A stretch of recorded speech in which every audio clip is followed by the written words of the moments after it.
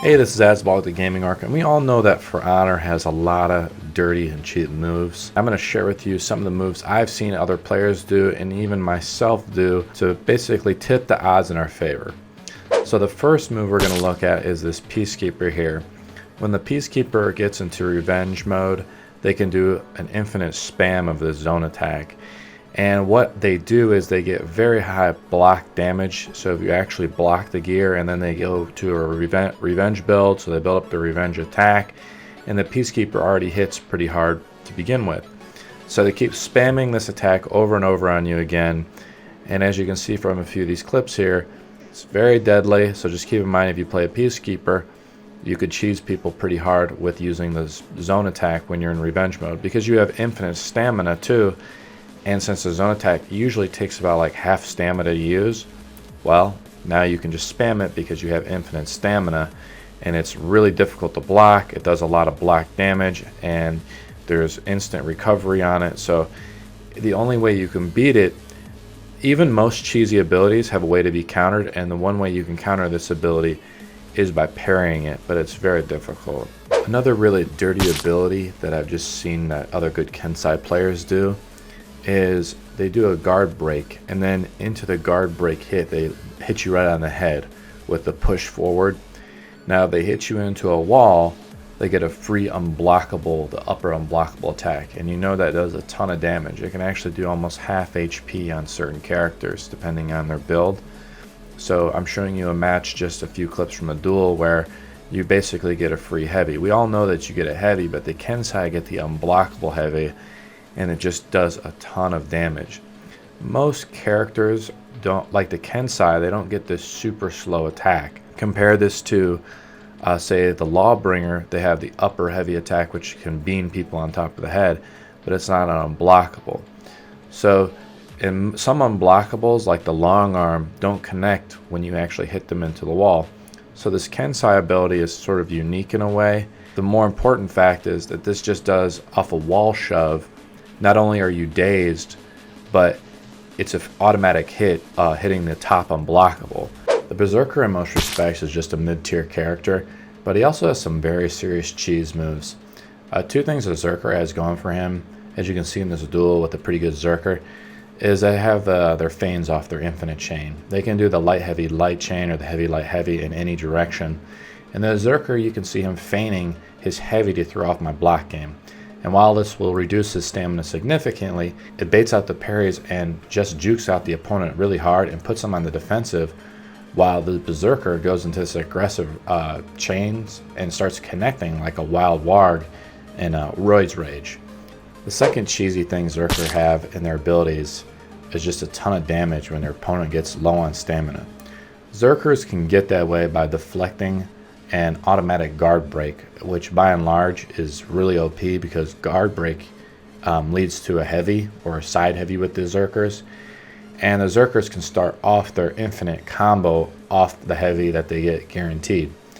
So off this guard break, one way to reduce your opponent's stamina is just to punch him right in the chest, or just by hitting the guard break button again. If you hit them into a wall, you can get a guaranteed overhead heavy, which deals a huge amount of damage, usually 2 bars of damage. And it's one of the strongest overhead heavies in the game, similar to the Kensei we just talked about, but without that daze stun. But the real cheese comes when they parry you. When they do, they can lead to a massive stamina reduction. Okay, so we just talked about one way they can reduce your stamina. Now I just said you can parry to get the second way to reduce the stamina. Then they guard break you in many ways, right? Like even through deflection, then they punch you in the chest.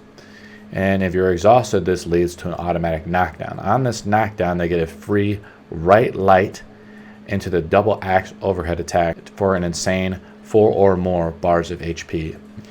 If you lose a game after pulling off this move, you really suck, because it's probably the strongest guaranteed move combo in the game, really. It's even better than the Shidoku exhaustion shove, which leads into that 50% overhead unblockable heavy attack.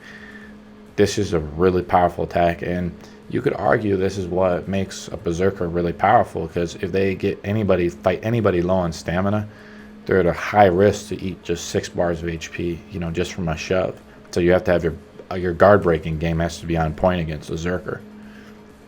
So Valkyrie's recently got a buff, okay? They can do this unblockable mix-up, and I'm just showing you some clips of a Valkyrie here that's hitting the shield, and when they do a grab on you, any guard break will lead to an overhead heavy, guaranteed. But also when they do a knockdown, they hit you with the sweep, this leads to overhead heavy as well. And sometimes it's not easy to get out of because they buff the 2 light attacks. So now these Valkyries, they do the 2 light attacks, they have great recovery on them, and then they hit you with this low unblockable attack, this low sweep. And in a 1v2, it's going to be challenging. So the counter to get out of it is through dodging, as you'll see in the clips here. But if the attacks connects, you're going to be at like a negative frames, and it's going to be really easy for them to connect that ability. So I've always kind of wanted to play a Valkyrie. Valkyries have always gotten buffed. They were kind of weak before, but now maybe as a player you should take a look at Valkyries again because of some of these moves, because of their unblockable mix-up. Because as we all know, in dueling, turtling is the meta. Well, Valkyries have unblockables to counter turtling. If you get the setup correctly, if your opponent is pinned against the wall or in a corner, it's not as easy to get out of these unblockables as you might think. And I'm trying to show you that here, that there's a little bit of cheese. It's again not ultra cheese mode like we saw in the first clip with the Peacekeeper, but it's pretty good cheese. So Conqueror is not a very popular character class, but when I was talking with this other subscriber of mine named Blood, I think we both came to consensus that Conquerors are top tier. But if you begin to parry them, if you can learn to parry that heavy attack into the shoulder bash, you're going to do very well. Now most Conquerors default to the cheese of hitting you with the heavy attack and then hitting you with the shoulder bash. It's similar to Nobushi's kick. If they do any light attack or 2 light attacks into the kick, all you need to do is simply side dodge that. Now you will not be able to get a guard break off of that, but you do get a guaranteed light attack. And I'm just trying to show you a little clip here of some of that cheese where I'm in the corner, and this she runs out of stamina because the bash also makes you lose stamina as well. The reason why the Conqueror can be top tier is a lot of people don't know this. That's why you're here at this video, and it's pretty important. It's basically some parts of the guard break mechanic which I was studying up on. If you block a heavy attack with the Conqueror, well guess what? You get a guaranteed guard break. They can't break out of it. Try it out. Let me know if it works. Apparently it was a bug, but that's one reason why the Conqueror is really powerful beyond just their normal mix-ups. Now one major weakness of the Conqueror, and a lot of Conquerors do not do this, is they don't have feints. Okay, not a big deal by and large, because most players are too scrubby to use feints unless you're like that skilled Berserker like I just showed you in a few clips ago. But the Conqueror can use the all guard block stance as feint, and if you think about it, feinting uses stamina. You're essentially throwing out a heavy attack, canceling it, and using stamina. Well, the guard block stance is sort of better than that because you enter an all guard stance. Yes, you're going to use some stamina, but you also get a feint. So if you're fighting a 2v1, it's where you juke out your opponent. But just remember, if you feel like you're getting cheesed against this Conqueror, all you need to do is side dodge. Now the mix-up the Conqueror can do against you to counteract the side dodging, the reason why it's good, it makes it more of a 50-50. As soon as you start side dodging, well then they can start guard breaking you. And that is why Conqueror can be a very difficult class when you fight a Conqueror who knows what they're doing. The Warden is a really frustrating class for a lot of players to fight against, but if you fight against a lot of them, you're going to get better practice against them. And one thing Wardens do is they do this vortex spam. They're considered to be a pretty top tier class, and I fight a lot of them. Probably half the people I fight in duels are Wardens. The vortex spam stuff, I don't see it a lot in other game modes where it'll happen in elimination, but I'm talking like Dominion and things like that, because the vortex spam leaves the Warden vulnerable to all types of attacks. So it's not very viable outside of like a dueling or 1v1. Now that's not to say it's not cheesy. So what the Warden will do is they'll do the shoulder slam, which is an unblockable. It has great tracking and a good range. It's similar to the Warlord's Headbutt cheese.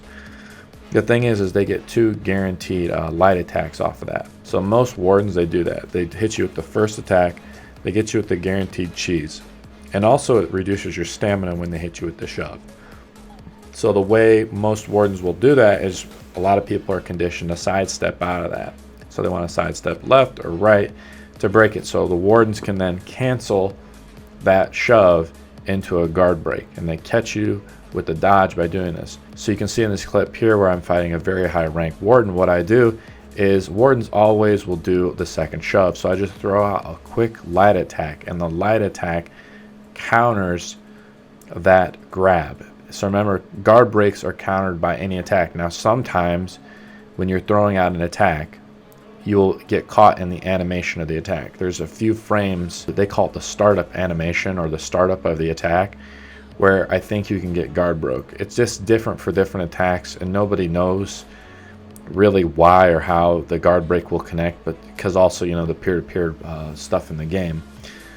But just keep in mind, like, one way you can counteract the vortex spam is by just hitting him with a little light poke, you know, just throwing that light poke out there. Because a lot of Wardens, like I'm trying to tell you, is they will hit you with the first shove, the vortex slam shove, do the 2 light attacks, they'll do another vortex slam, and they'll almost always go for a guard break. Very few Wardens, or a lot of Wardens, will try to just keep abusing that vortex slam, light attack slam on you. And that's where you can actually sidestep, and if they continue to do it, that's where you can sidestep and do it. But you see what the reason why it's so cheesy is it creates a 50-50 mix-up. So you either are going to get guard broke, or you're going to have to do a light attack to counter it, or you're going to get hit with a guaranteed 2 light attacks, but also it reduces your stamina. That's why Warden is top tier, because of this vortex slam. Now here's a few cheesy things with what my main is. So I've been interpreting other classes. Sometimes I do play those other classes, but Warlord is my main. Warlord has a few cheesy abilities. First of all, you got this Headbutt Spam.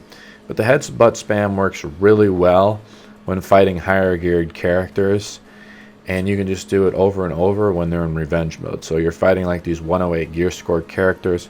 Well, you still have a pretty decent stamina pool, and if you go into stamina reduction on your gear, you can just spam the crap out of this move on them, and then the revenge will wear off.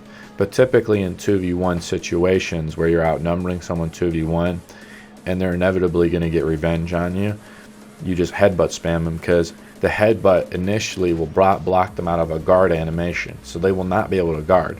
So say the other opponent is kind of crafty, then they throw out a heavy attack while you're throwing out your headbutts on this guy, and he's not focused on you. Even if he's focused on you, it's going to be difficult for him to get out of it. So the only way they can get out of it is they just start dodging backwards, really, or they do the dodge roll backwards to just try to break out of combat. But as you can tell, it's just not that easy. Like if you're in a skirmish mode, and you see this Warden here, he's having a hard time. He's prestige 10. He's having a hard time breaking out of this headbutt spam. But also just in general, you can headbutt spam someone down to death, because a lot of people turtle in this game. So the Warlord has one of the few kits in the game to counteract the people who just want to sit back and parry you. Now, the Warlord headbutt can be dodged. It can even be dodged by a fat Sudoku, okay? So no excuses about how OP the headbutt is. It can be side dodged.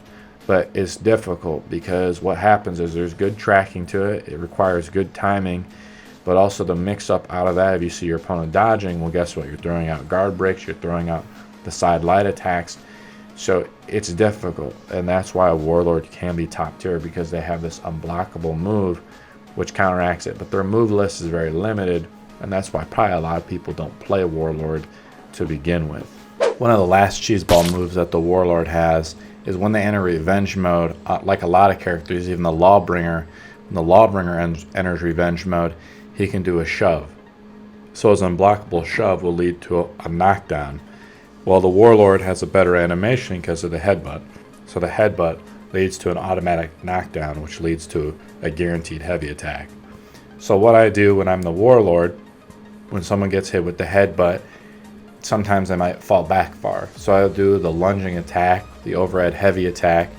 So I dodge forward, heavy attack, and I leap at my opponent, and I hit him on the ground, which leads to the headbutt combo, which continually can knock them down. So you build up your revenge gear for like Dominion or Elimination, And when you're getting 2v1 as a Warlord, you can enter the all guard stance, try to block a few attacks, boom, you have Revenge, now you have infinite stamina, and you're allowed to just like go ham on somebody. And you can do all these infinite attacks. Now, the way you do it is the only way to counteract this, if you see the Warlord in Revenge mode, is to back, again, sort of wait till he simmers off. So you back away, you're dodging away from him. Or maybe you sacrifice the other guy that's there, the other pug that's trying to 2v1 him, but the Warlord will then have to switch over to the other guy to try to headbutt him. But it's challenging, I'm not gonna lie, it's cheesy. Because say if you mistime the dodge or whatever, that leaping attack could hit you, and well then you're stuck. If that attack is even blocked, you're gonna it'll enter you into sort of a stagger animation, and the headbutt almost hits every single time. Very rarely will that headbutt miss. It just connects so frequently. Automatic knockdown, you just rinse and repeat that move, overhead heavy to the unblockable headbutt, and then your Revenge attack power is very high. Or so what I do with my kit is I have a defense gear to counteract just all the cheese in the game, but then on the other side of that, I don't really have exhaustion gear, so it's a Revenge kit. So on the other side I have attack, but my attack is lower than my defense. Then I max it out through spending through the steal process, so it's max heroic gear, and then it's just really powerful because the Revenge gain attack mode is just off the chart. So it only takes 3 attacks, so I can kill just about anybody doing this ability. It's not quite as cheesy as that Peacekeeper thing I showed you before, which I consider to be ultimate cheese, because this is still, the animation on this is a lot slower than the Peacekeeper, and this is not, the Warlord isn't a pure damage class like the Assassin is, but still very cheesy nonetheless. Well, you just watched a video of basically a bunch of footage I just edited together through cherry picking a lot of really good matches. So hopefully maybe you learned something you can add it to your own repertoire, or now you've seen it so you can learn how to fight against the cheese. But there's a lot of little cheese nuggets in here I pulled out from many duels, many clips. So I hope you guys learned a thing or two. On this channel I try to make a lot of PvP content, but I play a lot of different types of games. So if you like the content that you saw here, there's a lot of For Honor content on this channel, so you can subscribe, like if you like the video, and comment if you know something maybe I missed, some cheese doodles I missed in this. Feel free to share them, but also if you know how to counter them, share that as well so you can spread the knowledge to the community here. Thanks for watching.